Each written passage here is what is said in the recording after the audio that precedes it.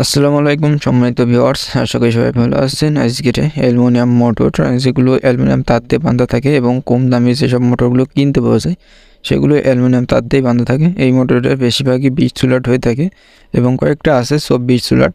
তো আজকের সেই 24 স্লট মোটরে অ্যালুমিনিয়ামের তার দিয়ে বাঁধা ছিল, কিন্তু এখন তামাতে বাঁধা হবে। এই মোটরটি দেখতে পাচ্ছেন বাঁধা হয়ে গেছে অলরেডি, কিন্তু এই মোটরটি হলো 24 স্লট এবং এর কোরের সাইজ আপনার 2.5 ইঞ্চি মতন কোরের সাইজ।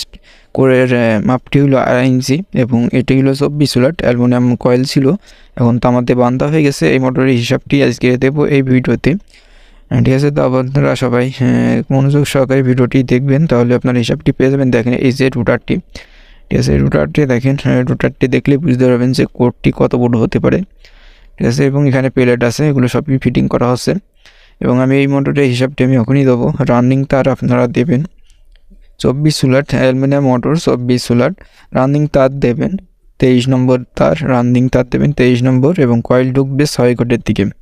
কয়েল ঢুকবে 6 ঘাটের দিকে, 6 ঘাটে পাক দেবেন 70, 8 ঘাটে পাক দেবেন 75 এবং 10 ঘাটে দেবেন 80 এবং 12 ঘাটে দেবেন 85, ঠিক আছে? দেখেন সুন্দরভাবে আমরা কয়েলটি বাঁধা হয়েছে এবং ফিটিংও করছে এখন।